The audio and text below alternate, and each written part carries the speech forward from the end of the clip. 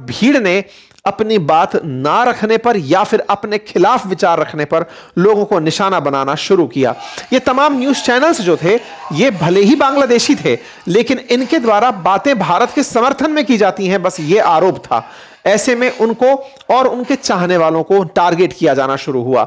शेख हसीना के समय पर जो शिक्षा मंत्री थे, उनके घर को निशाना बनाया गया। ऐसे कई सांस्कृतिक केंद्रों को निशाना बनाया गया, जिनमें से एक चयानॉट प्रमाइसेस भी प्रसिद्ध है। वहां पर सारे के सारे इंस्ट्रूमेंट्स को उखाड़ उखाड़ करके फेंक दिया गया। आप देख सकते हैं कैसे हिंदू युवक को पीटने की तस्वीर वायरल हो रही है, कैसे एक व्यक्ति को नंगा करके पीटने की तस्वीर वायरल हो रही है। हालांकि इन तस्वीरों को हम अपनी तरफ से वेरीफाई नहीं करते हैं। सोशल मीडिया पर इस तरह की तस्वीरें फिलहाल चल रही हैं, जिसमें लोगों के द्वारा हिंसा की बात की जा रही है, क्योंकि मेन स्ट्रीम मीडिया को वहां पर मारपीट दिया गया है, वो लोग रिपोर्टिंग ही नहीं कर पा रहे हैं। तो ऐसे में सोशल मीडिया के थ्रू, क्योंकि वहां पर फेसबुक बहुत चलता है, वहां के थ्रू ये सारी खबरें बाहर निकल कर आ रही हैं। हालांकि यहां पर जो ये तस्वीर आप देख रहे हैं, ये भारत का हाई कमीशन है और उसके बाहर, उसके ऊपर यहां पर ईंट फेंकते हुए लोग दिखाई दे रहे हैं। ये निश्चित ही संवेदनशील विषय है और यह भारत की चुप्पी के कारण ऐसा हो रहा है। यह वो स्थिति है जहां पर एक उन्मादी भीड़ का समूह भारत के खिलाफ प्रदर्शन करने के लिए तैयार हो रहा है, और ऐसे समय पर जब यहां सिक्योरिटी फोर्सेस खड़ी हैं और वो प्रदर्शनकारियों को कुछ करने से रोक नहीं रही हैं। तस्वीरों में दिखाया जा रहा है कि सिक्योरिटी फोर्सेस जब खड़ी हैं तब भीड़ को भगा दिया गया है, लेकिन कुछ का कहना है कि इस भीड़ ने इनकी प्रेजेंस में ही ईंटें भारतीय हाई कमीशन पर वहां फेंकी थी। भारत को जरूरत है एक सख्त संदेश देने की। हमारा हाई कमीशन, जब भी किसी देश का कहीं हाई कमीशन या एम्बेसी होती है, वो उसकी अपनी ओन टेरिटरी कंसीडर किया जाता है। यहां ध्यान रखने की बात है, एक बार लेबनान के अंदर ईरान की एम्बेसी में इजराइल ने गोला चला दिया था, तो ईरान ने अपने देश से बैठ करके इजराइल पर रिटेलिएट किया था। भारत को जरूरत है यह समझने की कि हमारी एम्बेसी पे पत्थर फेंकना, हमारे हाई कमीशन पर पत्थरबाजी करना, यह हम पर पत्थर फेंकने जैसा है, भारत को निशाना बनाने जैसा है। हमें बहुत ज्यादा समझदार बनकर के कि नहीं कोई बात नहीं, भौंकने दो, भौंक रहे हैं तो इनकी आदत बिगड़ जाएगी। हमें आवश्यकता है इन्हें समझाइश प्रॉपर तरीके से देने की कि यह सब नहीं चलेगा। इसके लिए प्यार से नहीं तो दंड से जैसे भी समझाया जा सके, भारत को समझाने की जरूरत होगी। भारत को समझाने की जरूरत होगी कि यह मीडिया कवरेज जो आए दिन दिखाए जा रहे हैं अवामी लीग के खिलाफ, ये पूरी तरह से प्रायोजित हैं। भारत के द्वारा यह समझाना होगा विश्व को कि पाकिस्तान और चाइना किस तरह से मिलकर के बांग्लादेश को भारत के खिलाफ तैयार कर रहे हैं। आप सभी को जानकारी दे दूं कि भारत की जो विदेश समिति है, विदेश मंत्रालय के अंदर जो समिति है संसद के अंदर, उसने अपनी रिपोर्ट तक बना करके अभी संसद को सौंपी है कि किस तरह से बांग्लादेश हमारे लिए चिंता का कारण बनता चला जा रहा है। भारत यहां पर चुप नहीं बैठा रह सकता। भारत ने शेख हसीना को वहां से खुद निकाला नहीं, वो खुद आकर यहां पहुंची। हमने राजनीतिक रूप से असाइलम दिया है, जो कि शरण के नियमों के अधीन है। हमने जो भी किया वो अपने उस तरह के तर्ज पर किया जो हमारी पॉलिसीज में लागू होता है, लेकिन इसके चलते अगर बांग्लादेश हदें पार करेगा, हमें आवश्यकता है कि उन्हें उन्हीं की भाषा में समझाना पड़ेगा। बांग्लादेश के अंदर प्रदर्शनकारियों ने अवामी लीग के ऑफिस को आग लगाई। चीफ एडवाइजर का बाद में ट्वीट निकल कर आता है जो भर के पेज कहते हैं कि जिन्होंने भी यह किया होगा उन्हें कड़ी सी कड़ी सजा मिलेगी। अपनी तरफ से सारी जानकारी लिखते हुए इन्होंने राष्ट्र के नाम संबोधन दिया। इन्होंने कड़ी सजा के बारे में तो कहा ही कहा, साथ में यह भी कहा कि उस्मान हदी के सम्मान में राष्ट्रीय शोक रखा जाएगा और मारने वालों की सूचना देने वाले को 37 लाख रुपए दिए जाएंगे, यानी कि इनाम की राशि तक दी जाएगी। इन्होंने कहा कि हम इनके लिए एक दिन झंडा झुकाएंगे। जब इनका यह ट्वीट आया तो इनके ट्वीट के नीचे जितने भी बांग्लादेशी लोग जो भारत के खिलाफ हिंसा भड़का रहे हैं, उन्होंने भारत को टारगेट किया, इंडिया एज रेस्पॉन्सिबल लिखा हर जगह, इंडिया असैसिनेटेड शरीफ, यहां पर it's time to kill them from all Awami League from followers from Bangladesh. कुल मिलाकर के इस तरह के सोशल मीडिया पर ट्वीट्स चलने लगे। To the Indian high commission Dhaka, this is bring to your notice that Shaheed Osman Hadi blood will not go unanswered. इससे भारत को समझने की जरूरत है, कहीं ऐसा ना हो कि हमारे जो भी लोग बांग्लादेश में हैं और तो और कोई है या नहीं, हमारे खिलाफ अगर वहां पर बातचीत हो रही है तो भारत को आवश्यकता है कि उन्हें मुंहतोड़ जवाब दिया जाए, ताकि औरों में इस प्रकार का दुस्साहस ना पनपे। यहां पर आप देख सकते हैं सब लोग भारत को जिम्मेदार ठहराते हुए दिखाई दे रहे हैं। इनमें से किसी के पास कोई भी इस बात की ऑथेंटिक जानकारी नहीं नहीं है, लेकिन जहां देखो वहां पर दिल्ली किल्ड उस्मान हदी, दिल्ली किल्ड उस्मान हदी लिख रहे हैं। इस प्रकार के क्लेम किए जा रहे हैं कि अब तो हमें पुराने जमाने में लौटना होगा, ग्रेटर बांग्लादेश बनाना होगा, क्योंकि हमारे जो सिराजुद्दौला थे, जो अंग्रेजों के समय पर बैटल ऑफ प्लासी हार गए थे, उससे पहले का जो बंगाल है हमें वो वापस बनाना होगा। इस तरह की इनके अंदर थॉट का विकास होने से पहले ही इन्हें कुचल देना चाहिए। भारत को चाहिए कि जिस तरह से चिकन नेक को टारगेट करने का ये लोग ख्वाब देखते हैं, छत विच्छत बांग्लादेश को कर दिया जाए। जिस प्रकार से भारत को चाहिए कि नॉर्थ ईस्ट से बंगाल की खाड़ी को कनेक्ट करने के लिए एक प्रॉपर तरीके की कैनाल खुद से बनाए, खुद से एक पूरी तरह का एक रास्ता ड्राइव करे बांग्लादेश में। भारत को अब बहुत सख्ती से पेश आने की जरूरत होगी, अदरवाइज ये सब चीजें एक दिन भारत के अंदर माहौल खराब करेंगी। ये सब चीजें भारत के खिलाफ पड़ोस में बहुत माहौल बिगाड़ेंगी। भारत को आवश्यकता है कि इन्हें अब रोकना होगा। भारत के खिलाफ जिस तरह का माहौल चल रहा है, इसको देखते हुए साथ ही साथ आप देखें कि इनके समर्थन में बांग्लादेश क्रिकेट के द्वारा वो दिया गया, सम्मान दिया गया, इनको कंडोलेंसेस दी गई। मैं यहां पर याद दिला दूं, एक नेता का किसी इस प्रकार से असैसिनेशन होना निश्चित ही चिंता का बात है। इस प्रकार से राजनीति के अंदर द्वेषतापूर्ण घटनाएं नहीं होनी चाहिए, लेकिन इस बात के लिए भारत ही जिम्मेदार है।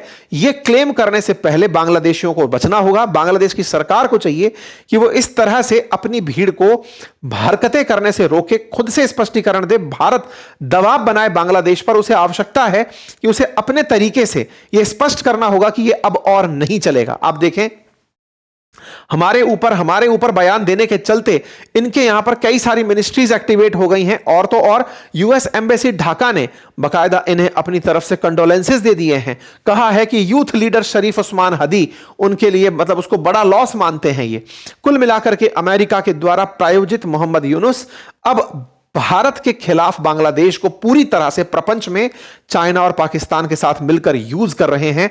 भारत के खिलाफ माहौल हेडलाइंस बनने लगा है, विश्व मीडिया में यह कवरेज होने लगा है।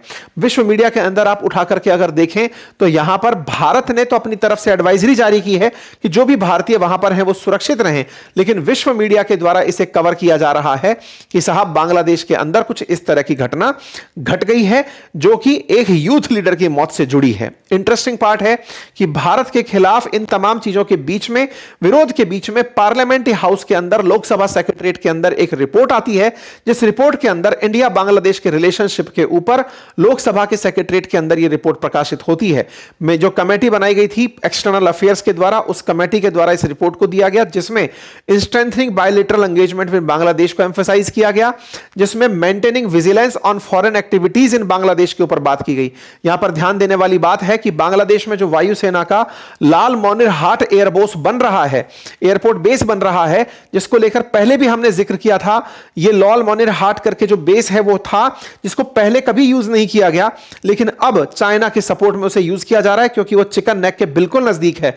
बांग्लादेश से जब पूछा गया तो उन्होंने यह कहा कि नहीं, हम इसका उपयोग केवल असैन्य उपयोग में करेंगे, लेकिन हु नोज, क्योंकि पहले जिसका वो यूज बिल्कुल नहीं होना था अब उसके यूज की बात हो रही है। और तो और बांग्लादेश के अंदर पनडुब्बियों के लिए अब 8 पनडुब्बियों के लिए अड्डा बनाया जा रहा है। बांग्लादेश के पेकुआ के अंदर बांग्लादेश के पास 2 पनडुब्बियां हैं, अब 8 और पनडुब्बियों के लिए यहां पर जगह बनाई जा रही है। साथ ही साथ फॉरेन एक्टिविटीज जो बांग्लादेश में हो रही हैं उन पर ध्यान रखने की बात यहां पर हाईलाइट की गई है कि भारत को आवश्यकता है कि उसे हाईलाइट किया जाए, सरकार हर स्थिति पर नजर रखे, यह संसदीय समिति के अंदर बात की गई है। सेंटर स्टेट का कोऑर्डिनेशन बढ़ाकर रखा जाए, क्योंकि जो भी हमारे बॉर्डरिंग स्टेट्स हैं जो बांग्लादेश के साथ सीमा साझा करते हैं, जिनमें से 5 राज्य विशेष रूप से बांग्लादेश, वेस्ट बंगाल, आसाम, मेघालय, त्रिपुरा और मिजोरम, ये भारत के वो राज्य हैं जो बांग्लादेश के साथ बॉर्डर साझा करते हैं। हमें इन पर बहुत सख्त रूप से निगरानी रखनी होगी। हमें मतलब यहां पर बांग्लादेश के अंदर जिस प्रकार से चीजें हो रही हैं उन पर नजर बनाकर रखनी होगी। यह समिति की रिकमेंडेशन आई है। विश्व मीडिया के द्वारा इसे पूरी तरह कवर किया जा रहा है कि प्रोटेस्ट यहां पर उस्मान हदी के मरने पर हो रहे हैं। यहां पर हर तरफ अगर आप खबर देखें तो वर्ड के अंदर यह हाईलाइट बना हुआ है। साथियों, बांग्लादेश की घटना विश्व के लिए तो बड़ा सबक है ही, लेकिन भारत को इसे केवल रिसीवर एंड पर बैठकर नहीं सुनना चाहिए। अगर यह किसी अज्ञात व्यक्ति के द्वारा किया गया कार्य भी है तो ऐसे में भी भारत को नहीं सुनना चाहिए। देखिए, आज इजराइल के द्वारा ईरान में बैठ करके हमास के लीडर्स को, ईरान के लीडर्स को टारगेट किया गया, यदि वो इजराइल के खिलाफ सोचते थे और बोलते थे। कोई भी प्रोटेस्ट इस तरह का इरप्ट नहीं हुआ कि इजराइल को कोई नुकसान हुआ हो। आज भारत को आवश्यकता है कि अगर भारत के विरोधी कहीं पर भी हैं, उनके खिलाफ एक्शन ले और दुनिया में पब्लिकली बोलकर चले कि हमारे खिलाफ अगर कोई भी है तो हम उसे बख्शेंगे नहीं। दुनिया में भारत का अब डर होना जरूरी है। भारत दुनिया की अगर 4th लार्जेस्ट इकोनॉमी भी है तो उसे केवल अब सुनते रहने की आवश्यकता नहीं है कि साहब हमको आप कुछ भी बोलिए हम सुनते रहेंगे। ये झोले छाप लोग जिनके पास में मतलब छींक दें, और मतलब वही वाली बात में मैं कहता हूं आप लोगों से, गंगा नदी पर बने बैराज को अगर खोल दिया जाए तो बांग्लादेश बह जाए। ये लोग इस तरह का प्रोटेस्ट करके भारत के खिलाफ जो गंद फैला रहे हैं, इससे औरों के हौसले बढ़ते हैं। कई ऐसे अल्पजीवी लोग हमारे देश में भी रहते हैं जिन्हें लगने लगता है कि भारत के खिलाफ कुछ भी बोलो सब चल जाता है। ऐसा नहीं होना चाहिए। बहुत चिन्नू मिन्नू टाइप के जो देश हैं, अगर इनको इस तरह के हौसले बढ़ने लगेंगे, हौसले तो हम जब चाइना तक के, अमेरिका तक के नहीं टिकने देते, तब फिर इन देशों की क्या हिमाकत है। ऐसे में हमें इन्हें रोकने की आवश्यकता है। सरकार को चाहिए कि इनको सख्त शब्दों में जवाब दिया जाए। और भारत को शेख हसीना को बचाने के लिए डिफेंसिव होने की जरूरत नहीं है। हमने वही किया जो हमारा धर्म कहता है। हम हमेशा शरणागति में आए हुए की रक्षा करते हैं और हमने वही किया। शेख हसीना हम हमारे विमान से बचाकर नहीं लाए थे, वो खुद उड़कर यहां तक पहुंची, हमारे यहां पर स्वागत किया गया। हमने दलाई लामा के साथ भी यही किया, हमने इनके साथ भी यही किया। और हम हमेशा शरणागति में आए हुए का, भगवान राम के टाइम से ही जब विभीषण खुद शरणागति में आए, हमने उन तक की हिफाजत की। बिल्कुल हम उसी तर्ज पर यह काम करते चले जा रहे हैं। भारत को आवश्यकता है कि इस असुरों की सेना का वहीं पर इलाज कर दिया जाए। अति आवश्यक है कि अज्ञात अगर वाकई में है तो उन्हें सक्रिय फिर से कर दिया जाए। फिलहाल के लिए इतना ही। बाकी आप लोग क्या सोचते हैं, अपनी राय जरूर कमेंट बॉक्स में बताइए। चैनल पर नए हैं तो सब्सक्राइब करते जाइए। आपसे कई बार हमने रिक्वेस्ट किया है, फिर एक बार रिक्वेस्ट है कि आप चैनल को सब्सक्राइब करें, ताकि आपकी जो प्रेजेंस है वो हमें उत्साह बने, हमारे लिए उत्साह बने, जिसका कोई चार्ज नहीं लगता है। ठीक है, फ्री ऑफ कॉस्ट आप डीमैट अकाउंट भी खुलवा सकते हैं, उसका लिंक मैंने कमेंट बॉक्स में दिया है। हमारे चैनल को सब्सक्राइब करने के साथ साथ स्टॉक मार्केट और म्यूचुअल फंड से रिलेटेड अगर आप कोर्स चाहते हैं तो बातें बाजार की एप्लीकेशन को आप एनरोल कर सकते हैं। Thank you so much.